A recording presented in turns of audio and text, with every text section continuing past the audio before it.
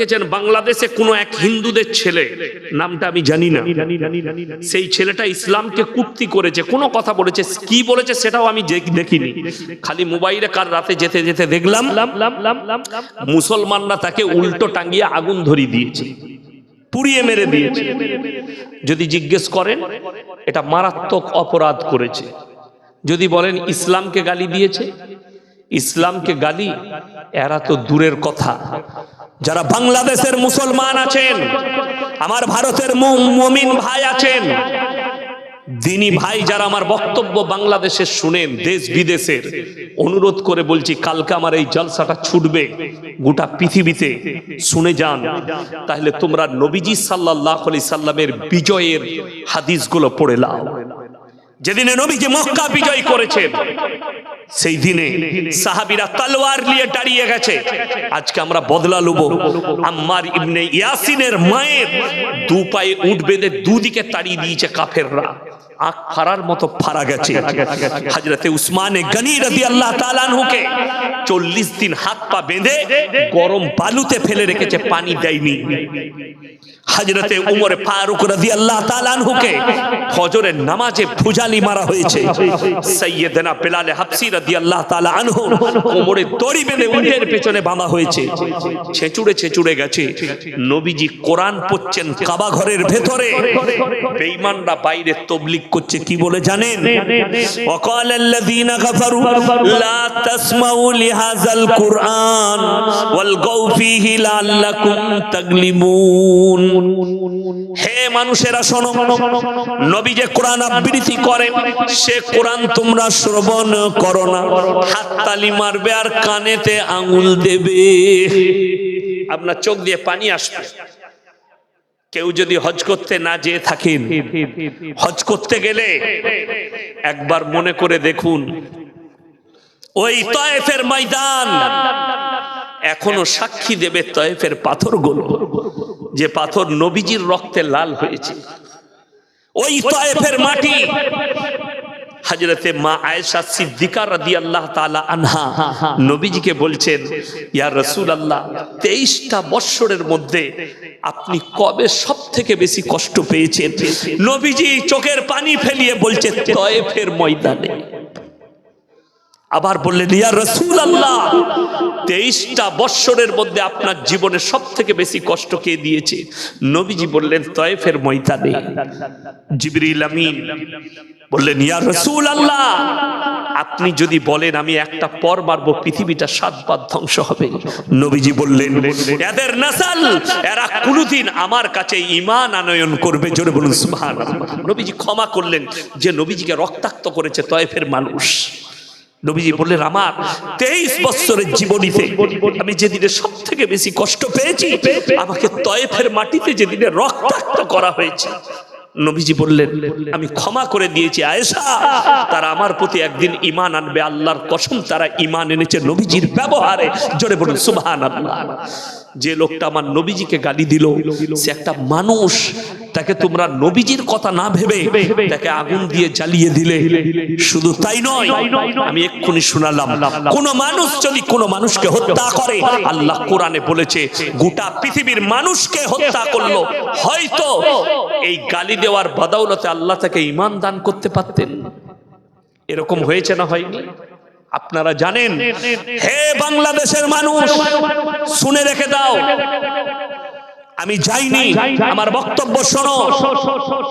নবীজি সাল্লাল্লাহু আলাইহি সাল্লামের আপন চাচা যান বাংলাদেশের যে হাজী সাহেব ভাইরা হজ করতে যান, যারা জ্বালিয়ে পুড়িয়ে মেরেছে ওই বাচ্চাটাকে, হিন্দু ছেলেটাকে, তারা কান খুলে শুনে নাও। তোমরা হজ করতে গেলে না হলে হাজী সাহেব দিকে জিজ্ঞেস করে নাও, উহুদের প্রান্তরে 70 জন সাহাবীর কবর আছে। সেখানে এমন একজন ব্যক্তির কবর, নবীজির চাচা যান হযরতে আমির হামজা রাদিয়াল্লাহু তাআলা আনহু। যখন যুদ্ধের ময়দানে নবীজির সামনে লাশ আনা হলো হযরতে আমির হামজা রাদিয়াল্লাহু তাআলা আনহু, নবীজি হাঁটুগুলো গেড়ে বসে গেলেন আর কাঁদতে লাগলেন, আমার চাচার সঙ্গে এরকম ব্যবহার কে করেছে? গোটা গলা থেকে কলিজা থরটা বুক চিরে বার করে চিবিয়ে খেয়ে নিয়েছে। নবীজি কাঁদলেন আর বললেন, হে আমার সাহাবীরা, আমার চাচার হাল এরকম কে করলো? চেহারাটা ক্ষত বিক্ষত, কালিজার থরটা নেই, বুক চিরে বার করে চিবিয়ে খেয়েছে। ইয়া রাসূলুল্লাহ, তার নাম হিন্দা, সে আপনার চাচা জানের কালিজার থরটা চিবিয়েছে যেদিনে নবীজি মক্কা বিজয় করেছেন। আর সাহাবীরা বললেন, আজকে বদলা নেব। নবীজি বললেন, আজকে বদলা লিবার দিন নয়, আমি মুহাম্মদ আল্লাহর নবী, আমি দয়া করতে জানি, মায়া করতে জানি, ক্ষমা করতে জানি, আমি বদলা নিতে জানি না। বলুন সুবহানাল্লাহ। দলে দলে বেঈমান কাফেররা যখন ঈমান আনছে, সেই দলের ভেতরে নিজের মুখটাকে লুকিয়ে আসছে হিন্দা। নবীজি বুঝতে পারলেন, মেম্বার থেকে দাঁড়িয়ে গেলেন আর বললেন, হে হিন্দা, বলো লা ইলাহা ইল্লাল্লাহ মুহাম্মাদুর রাসূলুল্লাহ, কলমাটা পড়ে নাও। আমি আল্লাহর নবী, দয়ার নবী, আমি ক্ষমা করতে জানি, দয়া করতে জানি, বদলা নিতে জানি না। নবীজি তার চেহারার দিকে তাকিয়ে কাঁদতে লাগলেন আর বললেন, হে হিন্দা, তুমি আজকে কলমা পড়েছো, আমি আল্লাহর নবী ক্ষমা করেছি, আল্লাহ তোমাকে ক্ষমা করেছে, কিন্তু যতদিন তুমি বেঁচে থাকবে আমার চোখের সামনে এসো না। তোমার চেহারা দেখলে আমার চাচা জানের কথা মনে পড়ে যাচ্ছে। তুমি আমার চাচা জানের কালিজার থরটা বার করে চিবিয়ে খেয়েছো। নবীজি ক্ষমা করেছেন হিন্দাকে। নবীজি যদি চাইতেন তাকে টুকরো টুকরো করে দিতে পারতেন। শক্তি তখন নবীজির হাতে, মক্কার শক্তি। নবীজি এলান করলেন, তোমরা আমার 5টা কথার আমল করবে। জোরে বলুন সুবহানাল্লাহ। কটা? 5টা। নাম্বার 1, তোমরা মাথায় রাখবে, কোন বৃদ্ধকে মারতে পাবে না। নাম্বার 2, বৃদ্ধাকে মারতে পাবে না। নাম্বার 3, শিশুকে মারতে পাবে না। নাম্বার 4, আত্মসমর্পণ করলে মারতে পাবে না। নাম্বার 5, কাবা ঘরে প্রবেশ করলে তোমরা তার গায়ে হাত লাগাতে পাবে না। জোরে বলুন সুবহানাল্লাহ। নবীজি সেদিনে দেখিয়েছেন। আমি বলে যাচ্ছি, নূপুর শর্মা বলে ভারতের একজন মহিলা গাল দিয়েছে, দিয়েছে না? তাই ইসলামের কোনো ক্ষতি হয়েছে? ক্ষতি হয়নি। ক্ষতি হয়েছে বলুন? বরঞ্চ লাভ হয়েছে। বরঞ্চ কি হয়েছে? লাভ হয়েছে। আমি তো দোয়া করেছি, আল্লাহ নূপুর শর্মার তকদিরে ঈমান লেখা থাকলে ঈমান দাও, তা না হলে নিস্তে নাবুদ করে দাও। আপনারা খালি দেখতে থাকুন। প্রথম পাঠ জাবেদ আখতারের সাথে হয়েছে, এখনো দ্বিতীয়, তৃতীয়, চতুর্থ, পঞ্চম পাঠ বাকি আছে। এই লোকটাও বাধ্য হবে আল্লাহকে বিশ্বাস করতে এবং কালমা পড়তে হবে। জোরে বলুন সুবহানাল্লাহ। কেন? ইসলাম হচ্ছে সত্য, কোরআন হচ্ছে সত্য। ওই জন্য আপনার দ্বারা যেন কেউ কষ্ট না পায়, আপনি হকের উপরে টিকে থাকুন। আল্লাহর কসম, হকের জিত আছে, না হকের জিত নেই। আজকে মুসলমান মনে করেছে আমি না হকে থাকলে আমার জিত আছে, হকে থাকলে জিত হবে না। এটা তোমার ভুল ধারণা। যাকে দেখছো সময়িক, যে সুদখোরকে বড় লোক দেখছো ওটা সময়িক, যে বেঈমানকে দেখছো এটা সুখে আছে সময়িক। তার ভেতরটা জিজ্ঞেস করো, ভেতর শেষ হয়ে গেছে অশান্তিতে। আপনি বলুন, বড় লোকরা কোটি কোটি টাকা ইনকাম করে, জানেন? আপনার মাদ্রাসার ইমামের বেতন কত? এই মসজিদে ইমামের বেতন কত তোমাদের?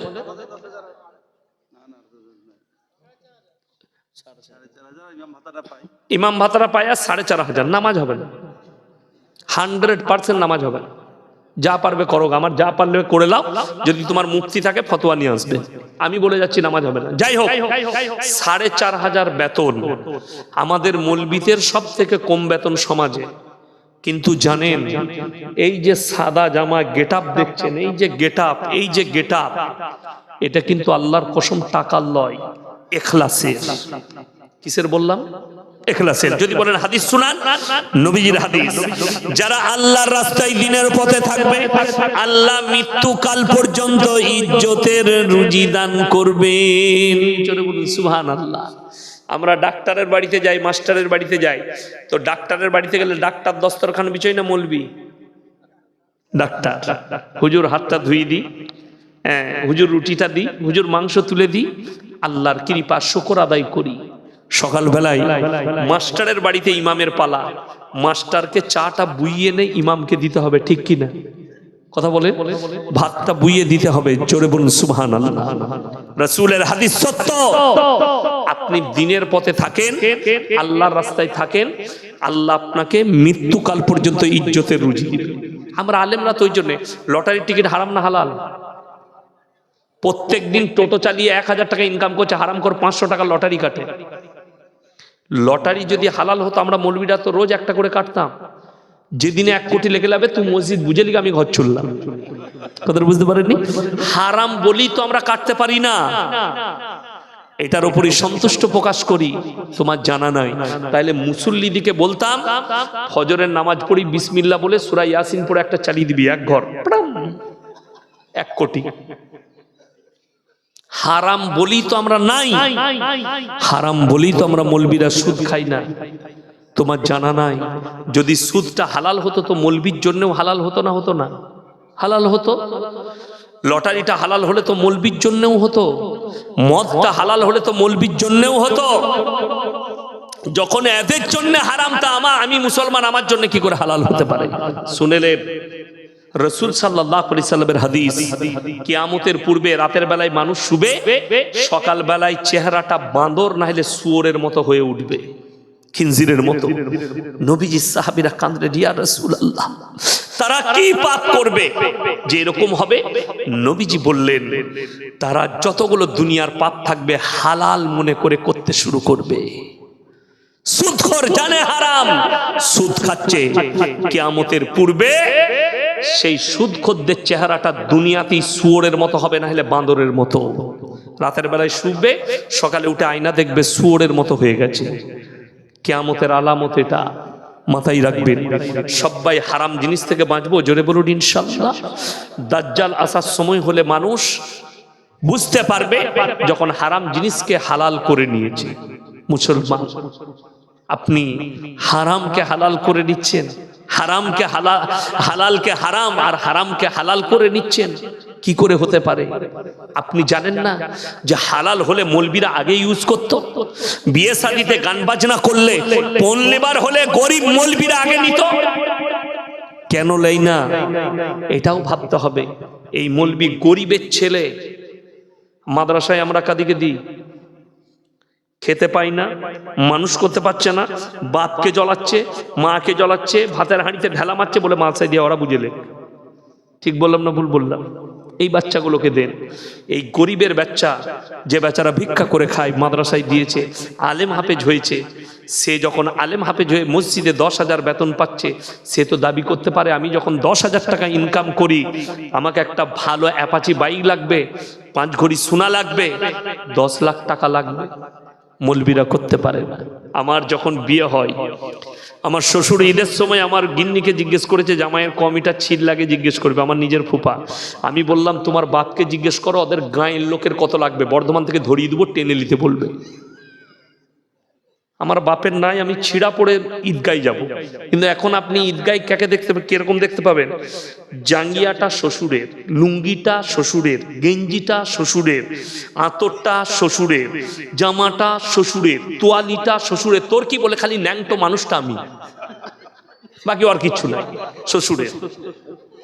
1 সপ্তাহ আগে থেকে হারাম কর বউকে বলছে তোমার বাপকে ফোন করো, ঈদিটা পাঠাবে না। হিজড়ে পয়দা করেছে, হিজড়ে কামাবার ক্ষমতা নাই। আর আমরা মৌলবীরা হচ্ছে মরদ, আসলেই মরদ। দাড়ি যারা রেখেছে, যারা দাড়ি টুপিওয়ালা, এরাই মরদ। যদি বলেন কেন, আমি বলি নাই, তোমাদের আচার আচরণই বলছি। যদি বলেন হুজুর বুঝিয়ে দেন, মেয়েরা, আমাদের মা বোনেরা কাদিকে দেখে বেশি পর্দা করে? দাড়িওয়ালা মৌলী সাহেব যাচ্ছে, আর দেশের লোক যাচ্ছে মাথায় কাপড়ের দরকার নেই। ঠিক বললাম না ভুল বললাম? তার মানে মৌলবি কটা দাড়িওয়ালা গুলো মরদ আর বাকি সব হিজড়ে, খালি এদিকে দেখে পর্দা করতে হবে। এইটাই তো অসুবিধা, ওইটাই অসুবিধা।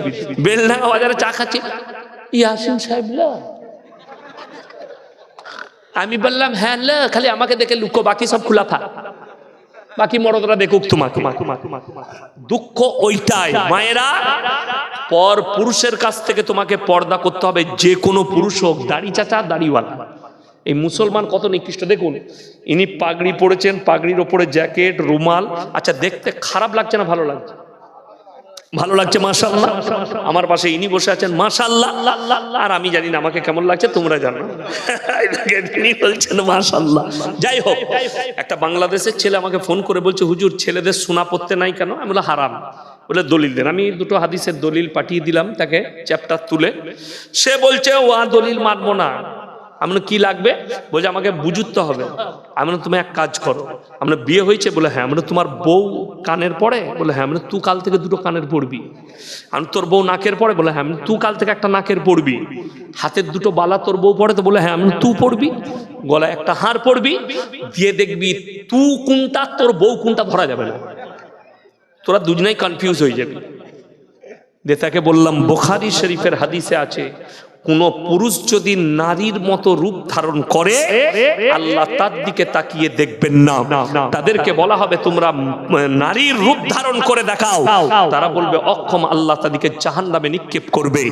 যে নারীরা পুরুষের মতো রূপ ধারণ করবে, বুখারী শরীফের হাদিসে আছে, আল্লাহ তাদের দিকে তাকাবেন না। তাদেরকে বলা হবে পুরুষের মতো রূপ ধারণ করো, তারা বলবে আমরা অক্ষম, আল্লাহ জাহান্নামে নিক্ষেপ করে দিবে। যারা জেন্ডার পরিবর্তন করছে তাদের জান্নাতে যাবার আর কোনো রাস্তা নাই। জেন্ডার মানে জানে, পুরুষ থেকে মহিলা, মহিলা থেকে পুরুষ হচ্ছে যারা, যারা নিজেদের জেন্ডার আল্লাহর কুদরতের সঙ্গে ছেড়খামি করছে। এদেরকে আল্লাহ কুদরতি আমাদেরকে কান দিয়েছে, নারীদের ফুটো করা যায় যাচ্ছে, আমাদের যায় যাচ্ছে। তাহলে অনেক ছেলেকে দেখিয়ে দেবো হারামখোর কানে বালি পড়েছে, পড়েছে না পড়েনি? ই আবার জান্নাতের আশা করে। হ্যাঁ, এ তো জান্নাতে যাবার খুব আশা। হাতে বালা পড়ছে, যাদের হাতে চেন আছে, বালা আছে, খুলে দিবেন, একটা করে ভালো ঘড়ি পড়বে, জায়েজ আছে। কিন্তু হাতে চেন পরা হারাম, হাতে বালা পরা হারাম। এগুলো নারীদের আখলাক আর চরিত্র। তোমার জানা নেই? হাতে বালা পরা হালাল হলে মৌলবীরা আগে পড়তো, হাতে চেন পরা আগে জায়েজ হলে আমরা মৌলবীরা পড়তাম। তুমি পড়েছ একটা রূপোর চেন। আমি ইয়াসিন জলসা করি, আমি একটা সোনার চেন পড়তে পারতাম, পারতাম না? পারতাম না। কিন্তু হারাম বলেই তো পড়িনি, হারাম বলেই তো ইউজ করিনি। বেটার বিয়েতে গান বাজনা করছো, হিজড়ে নাচাচ্ছ। আশা করি আপনাদের এখানে নাই, গান বাজনা হয়? হয়। তাহলে আপনি বলুন, গান বাজনা ইসলামী শরীয়তে হারাম না হালাল? হারাম। তাহলে একটা মুসলমান কি করে গান বাজনা করতে পারে? আমার এক বন্ধু আমাকে দাওয়াত দিল, আমার শালা বলেছে আপনাকে দিয়ে বিয়ে পড়াবে। আমরা আলহামদুলিল্লাহ, কিন্তু আমি কোনো গান বাজনা অবৈধ কাজ হলে সেই জায়গায় থাকি না। আমি আত্মীয়র বিয়ে থেকেও পালিয়ে যাই। বলে হুজুর কিচ্ছু হবে না। আমি ড্রাইভারকে বললাম মুর্শিদাবাদে জলসা আছে, চল আগে আগে বেরিয়ে যাই, খানা খেয়ে বেরিয়ে যাবো। চলে এলাম তো একটা মেয়ে, একটা নাকের, একটাই হবে না, আমাকে দিলে 5টা দিতে হবে। হয়ে যাবে? তাহলে 5টা তুমি আদায় করে নিয়ে এসো। যাই হোক, তো আমি গাড়ি নিয়ে বেরিয়ে গেলাম, মুর্শিদাবাদে জলসা আছে, খেয়ে দিয়ে চলে যাব বিয়ে পড়িয়ে। আমি যখন ঢুকলাম, আমাকে বললো হুজুর এইটাই হবে। ঢুকে তখন দেখছি ডিজে বাজছে, ডিজে। আমি বললাম না, আমাকে তো বলেছে এসব কিছু হবে না, তাহলে এই বিয়ে বাড়ি হতেই পারে না। মেয়ের বাপটা ছুটে এসে বলছে হুজুর এই বাড়িটাই। না তো, আমাকে তো এরকম কথা হয়নি, গান বাজনা হবে না। ছোট ছেলেরা বাজে, তুমি হিজড়ে? ছোট ছেলেরা বাজে, তুমি হিজড়ে? আমি বললাম এই বিয়ে ইয়াসিন সাহেব পড়াই না, তোমাদের জানা নাই। আমি আমার নিজের আত্মীয়র বিয়ে থেকে পালিয়ে এসেছি, পা গাড়ি থেকে বার করি না, আমার ড্রাইভার জানে। আমি বেরিয়ে পালিয়ে গেলাম, খানাও খাই না, হোটেলে খেয়ে নিলাম, কুলিতে একটু খাবার খেলাম, পালিয়ে এলাম জলসাই। সে আমার সাথে 3 মাস কথা বলেনি, রেগে। আমি বলেছিলাম যেদিনে সে হক বুঝবে সেই দিনে সে আমার হাত ধরে ক্ষমা চাইবে। 3 মাস পরে আমার হাতে ধরে ক্ষমা চাইছে, আমি অন্যায় করেছি হুজুর, কথা দিয়ে কথা রাখতে পারিনি, সত্যিকারই এটা অন্যায় হয়েছিল। আমি বললাম আল্লাহ তোমাকে হিদায়াত দিয়েছে, এটাই আমার কাছে শুকর আদায় যে তোমাকে হিদায়াত দিয়েছে।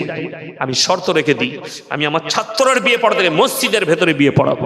আমার নিজের আত্মীয়র বিয়ে পড়িয়েছি, মুম্বাইয়ে থাকে আমার ভাইরা, ভাইয়ের বুনাই, সেটাও আবার আমার ফুপুর ননদের মেয়ের বিয়ে আমাকে দাওয়াত দিয়েছে, মানে ওটাও আমার ভাগ্নি হচ্ছে।